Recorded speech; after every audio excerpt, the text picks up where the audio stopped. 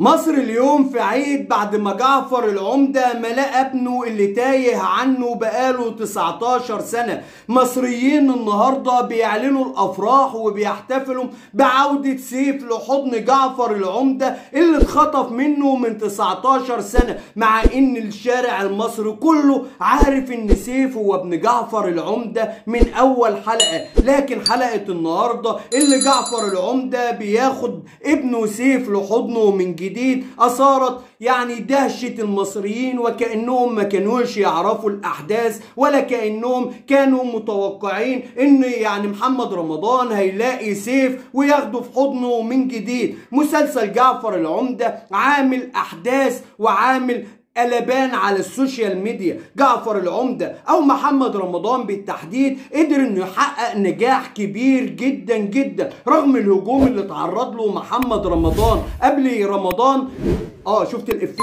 محمد رمضان قبل رمضان، ايوه فعلا اتعرض لهجوم قاسي، واسكندريه بترفض وجودك يا رمضان، وان محمد رمضان بيتعامل مع الصهاينه، ومحمد رمضان مش عارف مصاحب مين، ومحمد رمضان جايب صابونه دهب، ومحمد رمضان خد كميه انتقاد رهيبه من الشعب المصري. الا ان مع اول يوم في الشهر الكريم، الشهر المبارك، شهر رمضان العظيم، الا ان الشعب المصري كله التف حول محمد رمضان وبدأ انه يشاهد مسلسله اللي حقق اعلى نسبة مشاهدة خلال شهر رمضان، وحتى الآن نجاح باهر لمحمد رمضان. لكن هل مسلسل جعفر العمدة كله إيجابيات مفيش فيه سلبيات؟ وإيه هي السلبيات إن وجدت؟ وده اللي هنعرفه مع بعض من خلال حلقتنا النهاردة. بس حابب أسلم في الأول على إخواتي الغاليين وأقول لهم السلام عليكم ورحمة الله وبركاته، أصدقائي وإخواتي ومتابعين ومشاهدين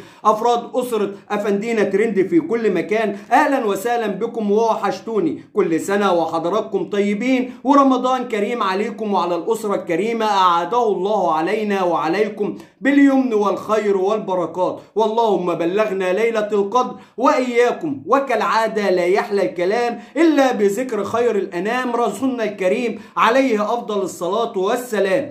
ادعم اخوك باللايك وخليك فاعل خير، واعمل لايك واعمل شير، واللي لسه ما اشتركش في القناة فضلا منك وليس امرا اشترك في القناة وفعل زر الجرس عشان يصلك كل جديد وتكون واحد من افراد اسرة افندينا ترند. نخش في موضوعنا بقى. طب يلا بينا. بص يا سيدي، محمد رمضان الممثل اللي ناجح جدا جدا جدا، وبيقدر بعد كل مشكلة انه يكسب الجماهير في صفه من تاني. محمد رمضان قبل شهر رمضان الكريم كان الكل بينتقد محمد رمضان، والكل توقع نهاية فنان عظيم اسمه محمد رمضان بعد ادوار البلطجة، وبعد ما الكل كان بينتقده، وحتى اهل اسكندرية عملوا يافطة ممنوع دخول محمد رمضان، وكانوا عايزين يمنعوا حفلة لمحمد رمضان داخل اسكندرية. وطلع محمد رمضان وتحدى الجميع وقال انه هيروح لاسكندرية وبدون بودي جاردات وانه رايح، وفعلا الشعب الاسكندراني استقبل محمد رمضان افضل استقبال. وبعد كده محمد رمضان جاب صابونة دهب وطلع على السوشيال ميديا في محاولة استفزاز واضحة من محمد رمضان للشعب المصري، والشعب المصري فعلا انتقد محمد رمضان وبشدة، والكل توقع ان محمد رمضان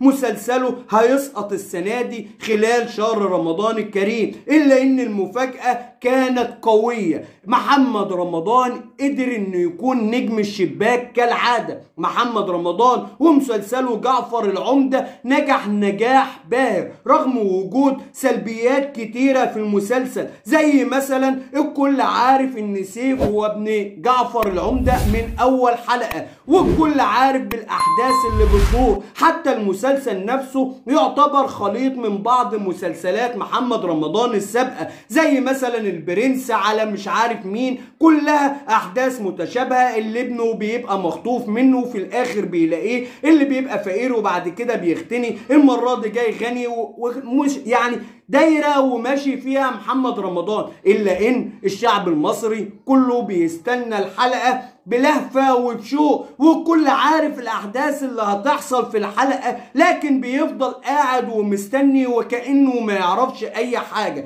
لحد حلقة النهاردة اللي محمد رمضان عرف فيها إن سيف بقى ابنه. وكان الشعب المصري كله بل الوطن العربي كله عارف إن هو ابنه، لكن الكل تفاجأ والكل حصل له اندهاش، بل العيون أبكت من الفرحة بعد عودة سيف لحضن محمد رمضان من جديد. طب هي دي السلبية الوحيدة اللي في مسلسل جعفر العمدة؟ هقول لحضرتك لا. أخطر سلبية ذكرها المسلسل أو وضحها وبرزها إن لما مرات سيد خلعته دون علمه، وإن هي عاشت معاه في الحرام لمدة 7 شهور، وده يعني خطأ جسيم من القائمين على العمل الفني ان هم يبينوا حاجة زي كده، لان في ناس بتبقى متأثرة بالاحداث المسلسل، وفي بنات صغيرين ممكن تعمل ده، وفي بنات بتتأثر بمحمد رمضان وبالعمل الدرامي وممكن يرفعوا قواضي خلع. ويعني ايه ابرز حاجه زي ديت اصلا في مشهد ملوش اي 30 لازمه في المسلسل، اللي انا ابين ان مرات سيد كانت عايشه معاه في الحرام لمده 7 شهور، وان زوجها سيد هو اللي متاثر، وان البنت عادي انها تعيش في الحرام. ده سقطه من محمد سامي ومن محمد رمضان ومن القائمين على المسلسل. اتمنى ان الظواهر السلبيه ديت ما نبرزهاش في اعمالنا الفنيه، لان المفروض ان الاعمال الفنيه دي رسالة بيقدمها الفنان للمجتمع المصري. فهل الرسالة من المشهد ده ان احنا نذيع في مصر الخلع؟ حاجة مؤسفة وحاجة كان المفروض ان احنا ما ننوهش عنها في العمل الدرامي، لكن بمنتهى الامانة المسلسل ناجح جدا، والمسلسل مكسر الدنيا، ومحمد رمضان تفوق على نفسه وجميع العاملين في المسلسل كل واحد فيهم قام بدوره وبقوة شديدة، وبيبرز انه فنان كبير، وخصوصا سيف اللي بدأ انه يعمل بعض حركات محمد رمضان في المسلسل اللي بيقلد فيها جعفر العمدة عشان يحبك الدور ويبين للجميع ان هو ابنه.